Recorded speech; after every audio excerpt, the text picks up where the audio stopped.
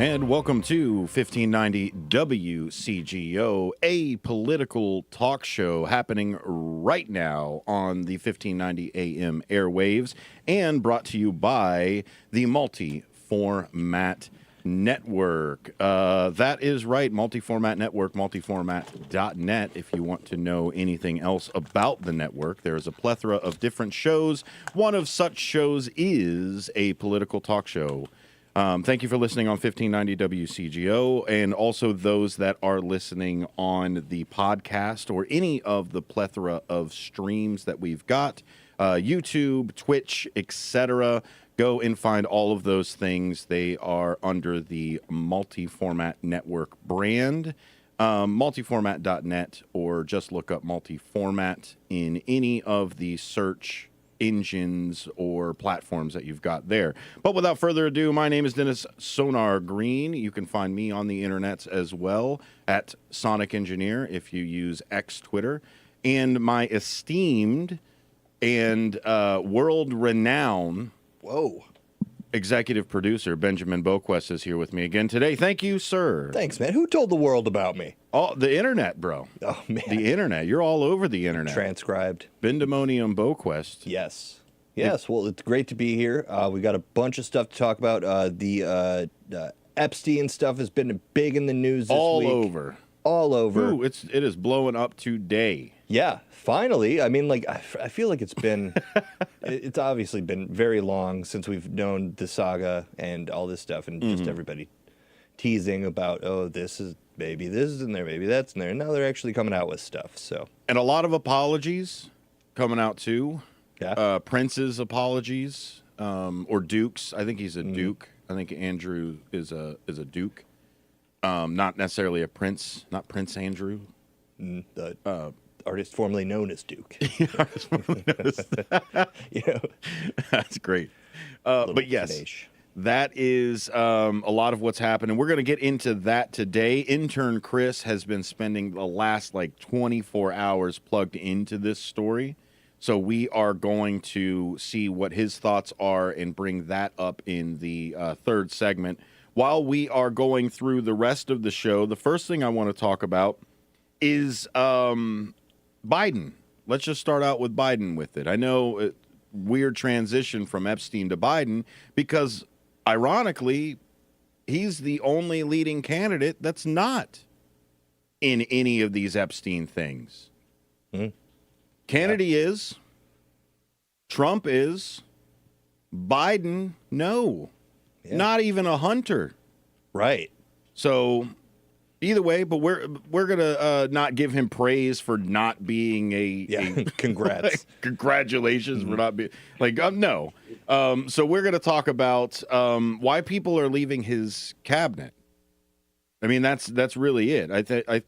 We've talked about the ongoing war, the ongoing skirmish, the ongoing fill in your word blank Gaza.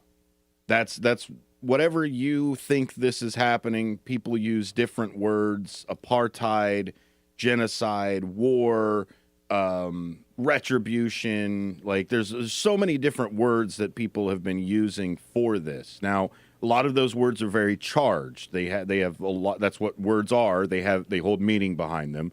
Otherwise, what good is a word? It's just a noise. Yeah. At that point. So you have meaning behind it. So the way that the Biden administration has been handling the PR, the outreach, the negotiations, everything has really kind of come to a tipping point with people in his own administration who are turning around and saying, look, man, you need to do something about this. And you can only say that so many times to a teammate before you leave the team. So you found us a clip, Ben. It's from the Readout, MSNBC. Sometimes I like to refer to as MSDNC. The right has their propaganda networks. The left does too. And essentially, I mean, I like one flavor over the other. It's where it gets more palatable. Sure. Yeah. But- Yeah. A lot of it is the framing and the guests that they hold on. Like you see, I don't know if you saw on Fox News, they had a tarot card reader. Oh. and she. I know pulled- they like to call Polly D in to talk about Yes. economics as well. and then so- also be complaining about Green Day changing their lyrics. Exactly. So- But here on the readout, they're actually talking with the person who quit. I don't have the name in front His of me. name is Ben. Tariq Habash. Tariq Habash. Here is. Oh. Sorry, just to preface it, but why we're saying the sides and the biases and things like that, you can't have a bias from the actual person saying it out of their mouth. And Right. that's why we're bringing this clip up. Go ahead and play it, Ben. All right. Here's letter to from that. Education Secretary Miguel Cardona. Habash wrote, quote, "The actions of the Biden-Harris administration have put millions of innocent lives in danger, most immediately for the 2.3 million Palestinian civilians living in Gaza who remain under continuous assault and ethnic cleansing by the Israeli government. This is the letter he Therefore, wrote. I must resign.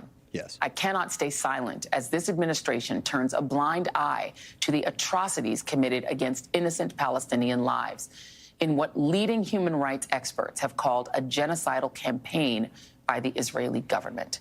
I mean, it's heartbreaking. It hurts. It is This is him. a dehumanizing Yes. thing to hear from the president of the United States, someone who you worked And I'm just going to so skip hard ahead a little bit. to campaign Go and check out this whole thing if you supporters can. of the president, and the majority of American voters support a ceasefire, but the president's unwillingness Majority to of the move on this world. policy is deafening, and it hurts. You know, you were the only Palestinian American in the Department of Education, but you were also a campaign guy. You worked on the campaign. This is not the most important thing, electoral politics, but it kind of is because our democracy is at stake. What are you going to do in November? Do you have would you vote for Joe Biden? I think that's up to him. I did volunteer to support the campaign. I've supported the president for the last 3 years in every single thing I do in my professional life. And the reality is, the president's in power. He is the one whose name is on the ballot, and it's his policies. If he wants to earn my vote and the vote of millions of Americans who support peace and an end to violence, that's up to him. Yes, it is. Yes, it absolutely is.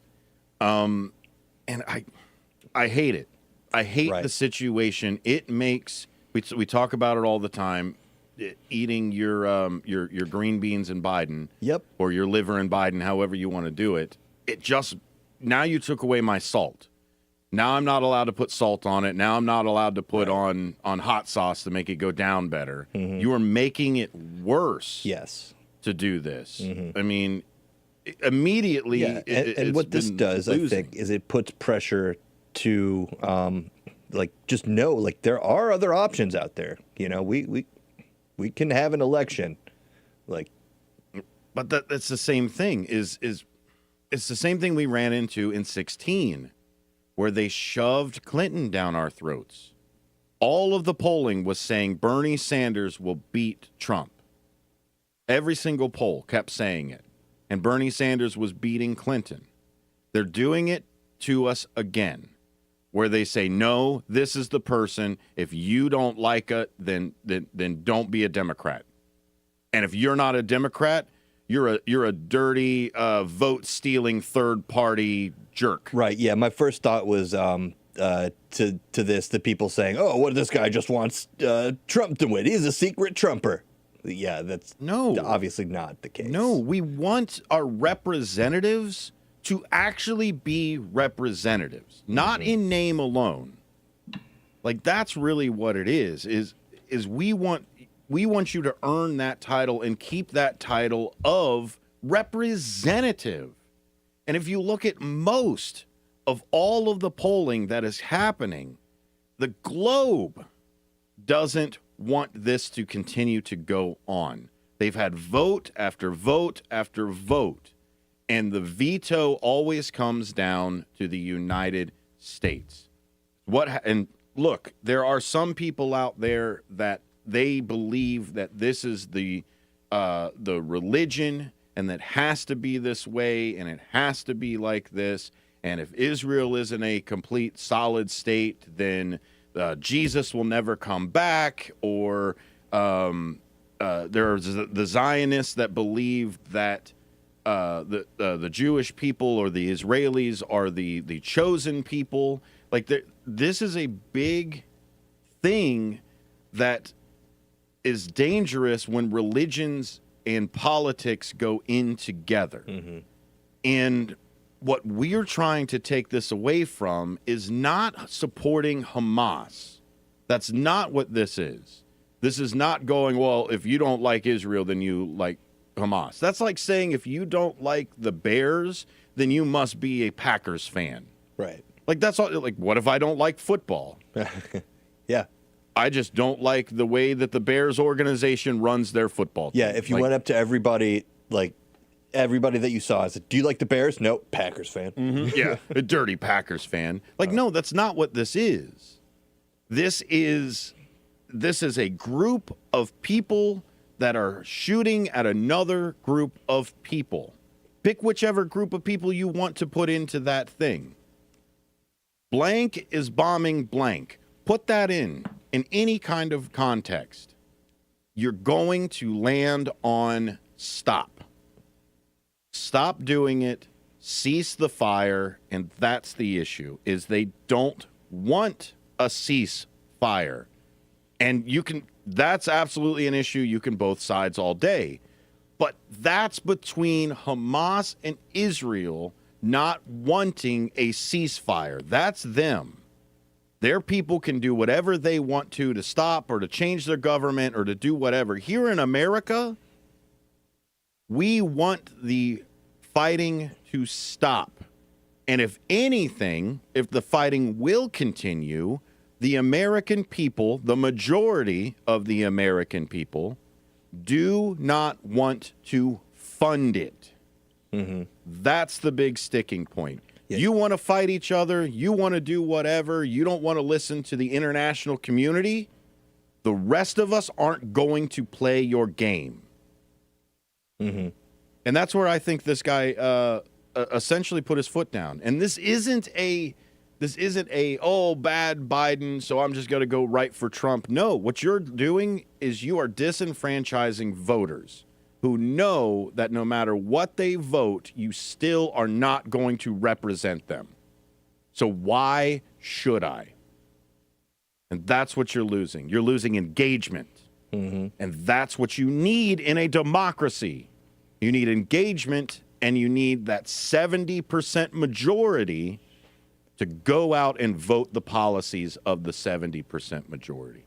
That's what you need. That's what we encourage. And we encourage you to read every single thing that you possibly can out there in the world as far as political side, and also read where it comes from. Right here, A Political Talk Show. We're going to go a little bit more into the news today. The biggest news that we're going to save pretty much for the third segment. Epstein coming up, third segment. We'll be right back after this. 1590 WCGO, A Political Talk Show.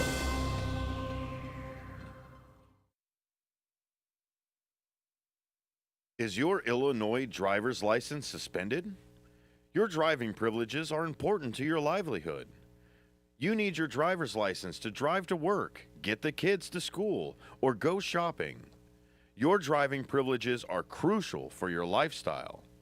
If your driver's license is suspended, call attorney Mark Sheblo at 773-775-5050 to begin procedures to have your driver's license reinstated by the Illinois Secretary of State's office.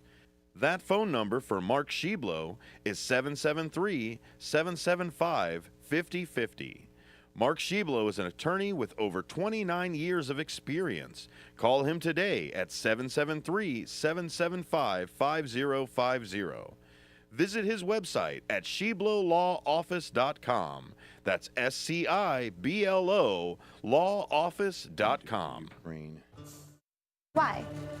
Why take a chance? They're Why doing risk a the mistake? multi-track stuff. Why say something? And then they just started. We all have doing- reasons why we choose to ignore the things that give us pause. yeah, that the, seem out of place. Well, they're that don't writing feel their right. copy. The word they're, why can either paralyze us or they're empower doing the us to stand up and multi-track, protect they're what we finding love. music there. So they're doing So the if you whole see something, production from why do you say copywriting something? Over. I say safe for my family. I see safe for my friends. I see say for my students. We see say for each other. I see say because all of this matters. Well, good advice for We what? all have something worth protecting. Oh, okay. A why that unifies this community we're all a part of. So protect your everyday. Well, the other thing is there's not a lot. Report suspicious activity And to the local other thing authorities. is you don't know who's If you student see and something, who's say instructor. something. That's the other thing. I've been confused as a student almost every week. Yeah, almost If you have every been week charged I've with been driving under the influence Somebody's of thought alcohol I or was a drugs in student. Cook County, DuPage County, or Lake County, Illinois, call the law Do I office not of look Mark professionally Sheblo enough? at 773-775-5050. That what it is? 50. That's 773-775-5050. Attorney Mark Sheblo has over 29 years of law experience handling DUI defense, traffic violations, CDL violations, and Secretary of State driver's license reinstatement hearings. All aspects What's of up? your case will be examined in What's order up, to man? find evidence that may help your case, especially the statutory probably. summary I suspension don't know. of your driving privileges. If your breath alcohol concentration level at the time of the DUI arrest is 0.08 or more, then the summary suspension of your driver's license begins 46 days after the arrest. Time is a crucial factor in challenging the summary suspension of your driver's license. Our law office is located at 5945 North Elston Avenue in Chicago. That's 5945 North Elston Avenue in Chicago. And again, our office phone number is 773-775-5050.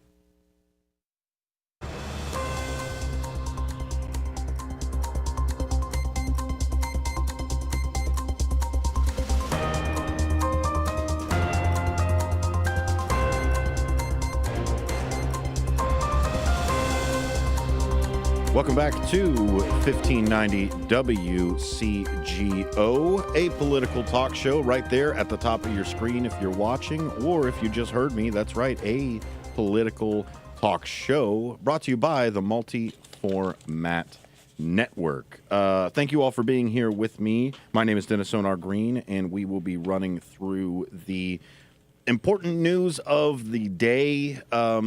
What's great about having a daily show is we can focus a little bit more on the hot topics and dive a little bit deeper into it. We just got done talking about Biden and the Gaza war. I don't think there's anything official that anybody's called it anymore.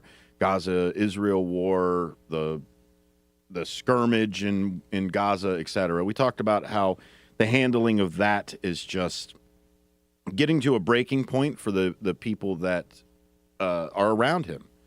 So what we're going to talk about too is these strategies that are ever changing. We heard a couple months ago from Janet Yellen herself that we can afford 2 wars.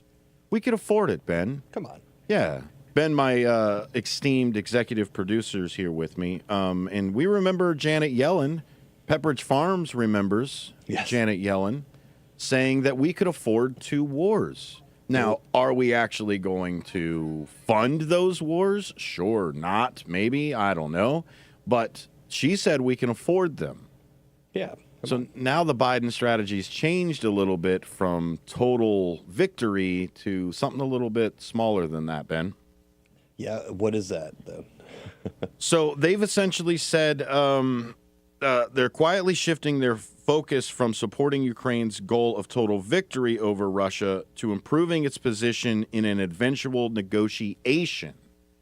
And this is something I think we'll bring Paul on tomorrow to talk about. He's been following this. Yeah. Paul Political Campus, shout out to him. I think he's still changing his Yes, he's in the back working on it. He's working on it right now. Yeah. That's it. But anyway, yeah, they changed their focus. A year ago, if you said this, let's say last February, when a negotiation was on the table at that point, do you remember at all the times if you would have said, hey, total victory for Ukraine, what portion of America would you give up for this? Right. And by all means, I still believe that. I still believe that we shouldn't be changing maps at all. I believe that Russia should be brought before the international court right in front of The Hague and should be brought forth. But there are a lot of war criminals over my lifetime that have gotten away with it. Looking at you, G-Dub. Right. And arguably, you can talk about President Obama as well, Trump, etc. I mean, the issue is when you don't hold somebody accountable to the actual international laws, you get more people that aren't accountable to the actual laws because they do it more. They are able, if there's no consequence for my actions, then I could do whatever I want to. Yep. That's the way it works. Do I do good things, bad things, whatever? But if there's no consequence to whatever I do, good or bad, then the action does not have any meaning to it to begin with. Yeah, I think I have a kind of good article to bring up for this. This is from AP News. It's a takeaway from the AP's investigation into Russia's cover-up of the deaths caused by the dam explosion in Ukraine. So one of those things, this story happened last year, obviously, about halfway through the year, I want to say. There was basically a dam was compromised, and a whole town basically got wiped underwater. Wow. Here's the article from Kyiv, Ukraine. Russian occupation authorities vastly and deliberately undercounted the dead in one of the most devastating chapters of the 22-month war in Ukraine. The flooding that followed the catastrophic explosion that destroyed the Kharkova Dam in the southern Kherson region. The AP's reporting focused on Oleski town, a vast area flooded by the dam. Health workers and others who were in Oleski told the Associated Press that Russian authorities hid the true number of dead by taking control of the issuance of death certificates, immediately removing bodies not claimed by the family, and preventing local workers and volunteers from dealing with the dead, threatening them when they defied orders. Still afraid, many Oleski residents and health workers declined to speak, fearing reprisal. So the AP did a deep dive into this story, and basically, so Russia said 59 people drowned in the territory. The AP investigation found the number is at least in the hundreds in Oleski alone, among the most populous of floods area, which affected around 16,000 residents at the time. So, wow. If this isn't a war crime or something, then what is? And again, this is after many negotiations. So things like this, is the price of not coming to the table sooner. Well, because how? And driving those narratives that you're a bad person, you're a Nazi if you support Ukraine, you're you're a communist if whatever, if you're supporting Russia, or any type of leaning for it's just painting people as taking it too political. Yeah, really, the extremist side of it. Extreme. And the look, I'm all about national pride. Absolutely. Be an American, be prideful. But part of your pride is to be able to check yourself. That's why I'm proud to be an American, is I can check my government when I'm not proud to be an American. Right. You can work your way towards that. But when your pride becomes isolationist, when it becomes overly nationalist, when it becomes we're the best all the time, it's dangerous. It's dangerous to have that pride. Red, white, and blue, no matter who. Exactly. It's you have to be able to check yourself. And just like we had when we had Dan Johnson in here when we were speaking about laws, we were talking about how laws are set up on the top of other laws. If I have a new product, a new thing, a new law has to be made, they turn around and they look at the old laws. It's the same thing with enforcing those laws. You look backwards and you see how the enforcement of that law has been. Now they have some. That's why there's a big window. Like when they say, "Oh, well, that's 10 to 25," right? There's a scale on that, and judges look back and see, okay, what other case law has been there? What other judgments have come down? If there are no judgments on war crimes, if there is no case law on war crimes, we forget how to bring it up. Hear, hear. We forget how to orchestrate the trial. we forget how to accuse that person. That's why there are at least 3 different international communities that are trying to get the ceasefire going with everything, with both Israel, Ukraine, everywhere. And that's the issue with it, is we've all decided that these were the lines. This is where your country starts and this country stops. There's like one place in the entire globe that nobody wants to claim. And that's just in the middle of the desert. Yeah, Antarctica. Yeah. I think it's Big Maps is doing this. Big Maps? Yeah. They want to get another big map out. Yeah, it's the itchy finger of the cartographers out there. Well, and that's the issue, man, is when you let one person get crazy like this and you don't enforce it, you don't come back, you don't stay consistent with the laws that you have in place internationally, you lose all the teeth. What are you going to do? What, are you going to call me a genocidalist? You're going to call me the next Hitler? Ooh, okay, you said bad things about me. What are you going to do about it? And that's what happens. And I don't know. I see why they have to change strategies. But I'm so tired of the American people funding this, Ben. Yeah, it's just a slap in the face. It's frustrating when the whole time people have been saying this. Like, oh, yeah, like... And even then, the Biden administration has said, well, we've never taken this off the table. This has been our stance from the beginning. No, it's not. It's not. You can say all day that, oh yeah, no, we were gonna get to a negotiation or whatever, but we were hoping. Like, what you were hoping is that you could just string this along for as long as you could, and then hopefully both sides get tired, and they just say, you know what? Nah, we spent enough money. Let's just go back to the way it was. Yeah, it's a gross laundromat at this point. Yep, it's back to that military-industrial complex, man. And this was the things that we didn't like when we voted for Biden in 20. Same things that we didn't like before: the warmongering, both Harris and Biden have an entire history of putting people behind jail for things that are legal now. Weed being one of them. Both of them have a history of that. Both of them have a history of the military-industrial complex as it goes through. These are the reasons why it's so hard to vote for you, sir. And turning around and having liver and Biden versus a turd sandwich is only going to go so far. Eventually, you're turning around and saying, oh, liver and Biden's. Oh, well, now it's dirt and Biden.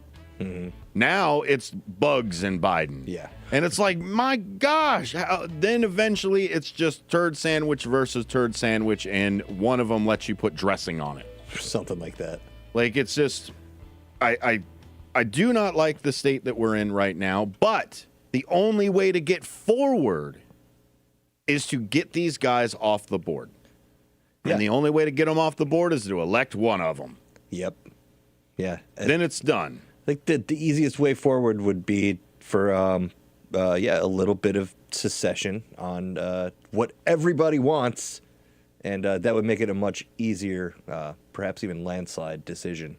And that's the thing. It's beyond me that this is not the most winnable election. If this guy turns around and he says we're cutting off funding to Israel as long as they're going to keep doing the bombing, if they're going to keep doing it, we're cutting it off.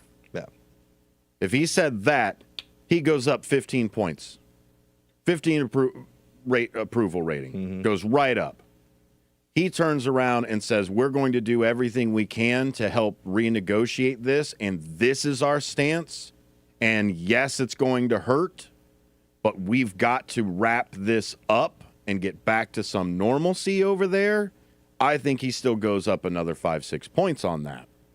Where he's sitting at right now, he might crest over 40, almost 50% approval rating at that point. Mm-hmm. It lets us put a little bit of hot sauce on our liver in Biden's. Mm-hmm. That's what it is. And why? Why would you continue to make it harder, Ben? Why? We're already mad about having to vote for you, sir. Playing the margins, playing the. That's where the DNC comes in with it. And we're going to get into that later on this year as we get closer to the election. We're going to talk about what is the motivation for both sides.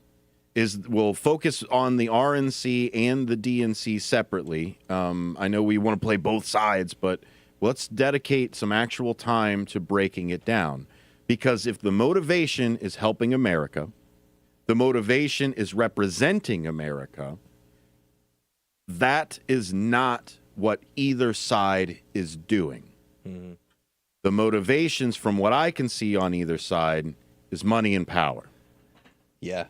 And if it helps you lose this election to get more money and power for the next election, I think the Democrats are doing a great job at that. Yeah. Yeah. And I think more people need to, just call them out for that. Exactly. Look, I'll do it. Yeah. I'll eat my liver in Biden. I'm sorry. I have to do it. This is one of those democracy forming things, and the only one that we know. Now we can leave it up to the courts. We can leave it up to the Supreme Court. We can even always leave it up to the legislative branch. We can leave it up to the government as it stands right now, or we can all turn around and get rid of the problem. That's where I trust and put my trust in, is the American people. Problem is, the American people like to vote against their own interests. Mm-hmm. And I'm not blaming you. Lots of us get scammed. I'm just saying, open your eyes a little bit more. I'm not saying vote one way or whatever. I'm going to say this is the way I'm voting, and this is the reason why. You can make your own choice. You can do your own research. You can try to convince me otherwise. Remember when the going thing was that people just didn't really talk about who they voted? Like, it was a personal question, who I voted for. Like, you don't need to know that, but it's too much in the opposite direction. It needs to be, Ben. When somebody turns around and says, I don't speak religion and politics, I say, well, then you have no interest in conversations. Yeah. I don't want to listen to you. Well, I mean, for me, I am one of those people who understands enough to know not get into those conversations all the time. Not all the time. You're right. There is a time and a place, and most of the time, my litmus test is name the 3 branches of government. I love it. Yes. If you can't name the 3 branches of government, I don't really want to have to talk politics. Thing. Anyway, 1590 WCGO, a political talk show. We'll be right back with intern Chris and Jeffrey Epstein. Yeah. Wait. Are you looking for a way to be creative right now? Have you ever wanted to learn to watercolor paint? You can now do that from the comfort of your own home with Zoom watercolor classes. Get professional instruction from nationally showing artist Victoria Elizabeth. These classes are step-by-step, broken down with easy-to-understand instructions. They're affordable, too, at $15 for a 2-hour class. Visit her website at victoriaelizabethart.com to find out more. That's victoriaelizabethart.com. Every year in Illinois, over 30,000 drivers are arrested for DUI. Due to improper testing procedures, many people end up being wrongfully charged. The book DUIs Decoded cuts right to the chase and tells you how proper DUIs arrests are supposed to be made. From the initial traffic stop to the reasoning behind the field sobriety test, all the myths and facts about taking a breathalyzer, and more. DUIs Decoded is written by nationally recognized DUI expert witness William Polarinos. Available now at Amazon and BarnesandNoble.com. Hi, I'm Ryan Blaney, a third-generation race car driver, and we dedicate a lot of our time to going as fast as possible. My grandpa Lou is the reason why my dad and I started racing, and I'm really proud to follow in his tracks. But when my grandpa was diagnosed with Alzheimer's, it was a very unexpected bump in the road for us. I've learned a lot on this journey with my grandpa Lou, and the memories of my grandpa will always be with me. It's important to notice if older family members are acting differently, experiencing problems with their memory, or having trouble with routine tasks. Talking about Alzheimer's can be really tough, but if you notice something, have a conversation with your loved one. Encourage them to see a doctor or offer to go with them. Early detection of Alzheimer's can give your family time to explore support services, make a plan for the future, and access available treatments. The Alzheimer's Association provides care, support, and research to help you take control of the situation with your family and manage the disease together. We'll go if over you some, or your family are noticing changes, it could be Alzheimer's. Let me drive Talk it about seeing and a I'll doctor ask you together. questions. Visit alz.org/time to talk. A message from the Alzheimer's Association and the Ad Council. One smile is great, but one smile in a community of smiles is so much better. A smile has a secret power that most people don't know about. A smile multiplies. It spreads from one person to the next, stretching across entire groups of people. Smile Train knows this and is proud to be creating a wave of smiles across the cleft lip and palate community in over 70 countries. 434 Patients, doctors, advocates, fundraisers. Collectively, our smiles are a celebration of the transformed lives of over 1.5 million children. Learn how Smile Train is helping the cleft lip and palate community at smiletrain.org/learn. Smile Train, changing the world one smile at a time.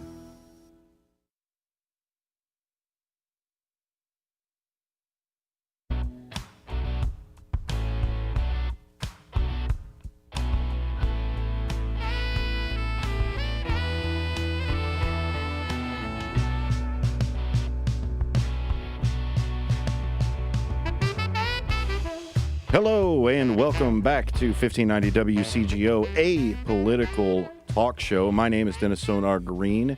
You can find me at Sonic Engineer, and today we have a very special guest. That's right, we have intern Chris. Thank you for being here, Mr. Chris. Oh, it's my pleasure. Where can people find you on the internets, Chris? You can find me on X, well, Twitter at Offscript, or you can find me on Spotify, actually, with my own podcast at Offscript as well. Offscript, that's great. Hey, make sure you're up on that microphone so we can hear you. Internship Chris, he has been going to school at the Illinois Media School for, a couple weeks now, right? Like 2 months. 2 months, there you go. That's a couple weeks. That's 8 weeks in broadcasting land. How are you liking broadcasting so far? It's very interesting. Just getting into the media, like entertainment business, learning the capabilities of how to manifest what's going on in the world, like all the entertainment business, camera work. There's a lot to it. Like there's a lot of background stuff. Like me as a single person in front of the camera with a microphone has got 7 people on the back end, right? It's just crazy. Not just you. Like there's just so many people behind the scenes that's helping you achieve what you're trying to project onto your platform as well. Right. One thing I remember about going to school is afterwards or during, it kind of breaks the fourth wall. It changes how you watch news or really media in general. Are you feeling that yet? I am actually, because I'm not gonna lie. In the beginning, before I didn't even go to school for media, I hated watching the news. Right. Absolutely hated it. I was like, man, these people are just lying. They're only telling half the truth. That's I'm not true. going to watch this. Yeah.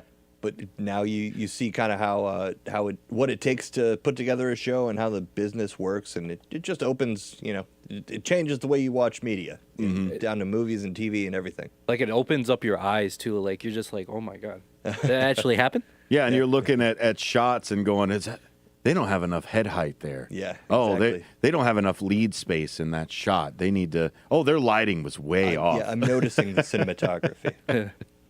That's great. Well, let's, from one group of people to another group of people, Jeffrey Epstein documents are unsealed. There have been over 400 different articles on this. News sources that have jumped in this. Publications, all the way from, oh my goodness, I think I've got Oregon Public Broadcasting, all the way to Indy 100, Sky News Australia. This is blowing up everywhere. And of course, we're going to get both sides of this here. Luckily, 48% of most people who are publishing this and news sources that are coming out are centered, because it's a lot of just here's the transcript, here's the list, there's really no spin to put onto it.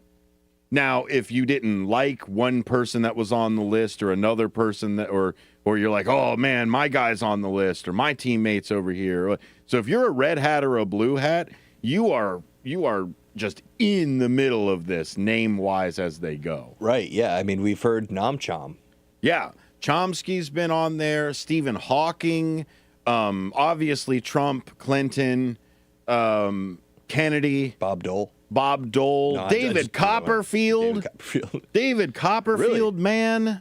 Come on. I saw that guy once get dropped down into a fan and he survived it. And now we're going to tell me that magical person may have been to the islands. We talked about it earlier, right, Chris? We talked about people who own islands. Mm-hmm. Yeah, I mean, people who own islands is either Jurassic Park or like you're just there to cause some trouble. That's right. You're either, if you own an island, you're either a pervert or you're trying to like resurrect dinosaurs. There's no like other reason to have your own private island. Mm-hmm. Like or drug. Yeah, you're like just island Dr. Moreau stuff or something. You're making monsters. The most dangerous game. Sexy ladies and monsters are the only things for private islands, right? Yep. I will say, in the research that I've done on this subject, just because they're on the list does not mean that they were in the trouble that Esping was a part of. Mm-hmm. Okay? There's a couple names on that list that, like the females, for instance, that doesn't mean they were there. They were just in contact with him. Mm-hmm. So you see this name on your list, you're a fan of him, don't write him off just yet. What articles have you been reading, Chris? What are your sources that you've been reading, at least coming from? So I have the iPhone, so I get Newsweek. Mm-hmm. Yep. It hits my phone like rapid fire. There you go. So if something comes in, boom. So the names that I got, now I'm going to read. What were the ones that surprised you? Leonardo DiCaprio. That was the one that surprised you? That one you? was the one that surprised me the most. Out of nowhere? It was just like, because you think Leonardo DiCaprio, oh my God, great movie actor, great actor all around. Mm-hmm. He kind of keeps his nose clean. You hear him in this conversation, you're like, wait. No way. But then as you start reading more and you start understanding the, like, especially the movie scene and the Hollywood scene, these guys aren't all clean. No, and that's really what it was, is this guy was so, Epstein was so entrenched in the business and Hollywood scene that this little black book, which I think they said it contained over 400 or close to 400, somewhere around there. I'd have to check my numbers with it. But they only really released 70. So that either means that they don't have the rest of them or the rest is sealed. Because there were a few in the list that were redacted. It just said, boom, redacted, number whatever in alpha. I saw the alphabetical side as it goes. But you're right. Some of the people, some of the females that were in there, some of the women that were in there could have been victims, not accomplices. And it's the same thing that some of these people could have been legitimate business partners with him and not the pleasure partners, let's say. They're business partners. They weren't the friends, quote unquote, friends for everything. It's kind of hard to figure out now that he's dead, though. I mean, it is, and that's hard. And you talked about it earlier about how the whether it was suicide or otherwise, you feel that the victims haven't gotten their justice. What do you? How can we rectify that? There's no, honestly, in my opinion, growing up when I was a child at home, I watched a lot of SVU with my grandpa. Shout out to them. But watching that show has actually taught me, and it's weird because TV shows actually give you an insight on what victims can actually go through. And if a criminal kills himself or gets killed in prison, and there's a process of going through court, and they're about to go through another charge. Now this guy gets away with anything they found out. He gets away with everything. So now the victims, they're still hurt. So what do we do with the victims now? Do they just sit idly by and just go about their life now? Yeah. Are they just... What information do you want to see? What justice can we give them now? We obviously can't give them the trial of Epstein. You can't do that, but you can go out of the. You can't go after. You can go after the people that actually touch them and abuse them. You can do that. Epstein was just a start. Okay, so you can go after the people that sexually. He was the abuse kingpin. Them. Yeah, essentially, he's the kingpin, but you can still go after the people. You can go after it. the pieces. So, do you think that? Is it beneficial to the victims that the flight records are public, even if it names them? Because the victims will also be in those flight records, or other victims might, and people that want to keep their names off of it because they're victims and don't want to be labeled as such. I mean, Monica Lewinsky had to change her entire name once. She has a whole different personality now. Or persona, I'm sorry, to be more accurate. This is my personal opinion. Everybody has their own personal opinion on this. And me and you were talking earlier. You said with Tennessee, the Senate, I believe you said? Yeah, Burchett. Burchett? Yeah. This will affect them with their donors, but look in your hearts, like, what is the right thing to do? Like, do you want these victims to be crucified for their life and to constantly wake up in the middle of the night, be like, and have like a nightmare and start dreaming about what happened to them? Or should we get them the help they need and rectify the situation? And the justice, right? Yeah. Go after the perpetrators. You got something on this, Ben? Yeah, it's tough to say who the redacted names are, if how many of them are the victims who don't want to be a part of, just moved on. Or, it's hard to also say what can be the rectification, if especially with this Florida thing that we were talking about. Oh earlier. yeah. Well, essentially the way it worked is Alan Dershowitz in Southern Florida, and I'll pull up an actual article and we'll post it on Twitter to make sure delve into this a little more with Paul tomorrow too. Yeah, absolutely. Because essentially what had happened was when it broke and Epstein was in trouble and it finally got to the courts, Alan Dershowitz helped seal all the names, everything, and then did not let the victims know that it was sealed. So that's essentially what they're running into right now with unsealing everything and saying, yes, you are a victim. Yes, you're part of this case, because there's still litigation that's going on for these things. With Maxwell, especially, that's what we saw already. So it's just trickling back down and out. And this is why they're releasing it. And I'll look at that article in there. But even in the 70 names that were released just in the last 24 hours or so, Alan Dershowitz is on that. He is. So, I mean, it's a lot of the same characters, man. Like, yes, Leonardo DiCaprio, but at the same time, how old is Leonardo DiCaprio right now? Guy's got to be pushing his 50s, right? He's high 40s, 50s right now. Yeah, he has to be in his 50s. So that's what I mean. Like, this is how long this stuff has been going on, that there's no like new people. Like, you don't see Sam Bankman-Fried on that list. You know what I mean? Right. So this is old establishment names. And if you recognize those old establishment names, yeah, they're still current establishment names. They haven't handed over the torch. You know what's crazy to me? Yeah. They gathered all that information about his book in 2009, right? Epstein's book in 2009, right? But they compiled a whole database in 2020. So it took them from 2009 to 2020 to gather all the information they need to go ahead and keep on well, trying to a lot fight. of that too is it's not like the information isn't easy. Like I can't just like send you an email, put it in an envelope, whatever, Oh, God, no. get you the information. What is tough about getting this information are all of the litigation that happened to receive the information. Freedom of Information Act only goes so far, and other than that, you've got to sue people for that information. So you have a suit, then says, okay, give me the information. It wasn't all part of discovery. And if it was part of discovery, you can still appeal certain things that are happening in discovery. So you can delay and delay and delay. That's a big tactic for a lot of high-rich people that get into legal trouble is delay, delay, delay. I mean, you might have three or four cases before the Supreme Court. So sue me, I'll sue you. Sue you, yeah. Come after me, buddy.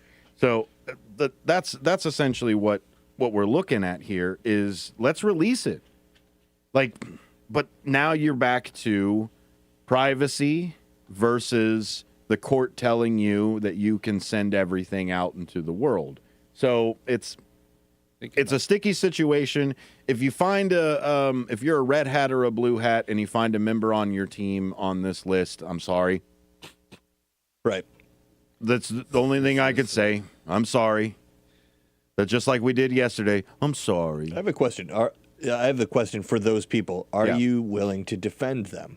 That's the case. Now, by all means, this is back to if I handed a business card to Jeffrey Epstein, my name and everything would go into that book. So there's 400-something people that are in this book, regardless on if they flew, if they did anything, or what have you. That's what was released. So you do have plausible deniability, but when you've got people coming out of the woodwork and tweeting about it, the people who have their names on it, like read some of these apologies. Read some of these disclaimers. Like, that's the thing. It's like, I was on Epstein's thing. The person I think that did it the best was Kennedy. Kennedy came in and said, you're going to find me on there. Yeah. Bill Clinton denied it the entire time. Alan Dershowitz said something weird about videos. Yes. I hope there's a bunch of videos out there for everybody. Yeah. And then Dershowitz had some crazy quotes. Prince Andrew said, "Hey, and Andrew I regret meeting Epstein." I was like, "Whoa, wait, bro, it's a little too late for that. It's a little too late." I wish I never met him. That is intern Chris. Thank you, sir, for being here with us today on it. The other voice you heard, other than this one you're listening to right now, was Bendemonium Boquest, our esteemed executive producer.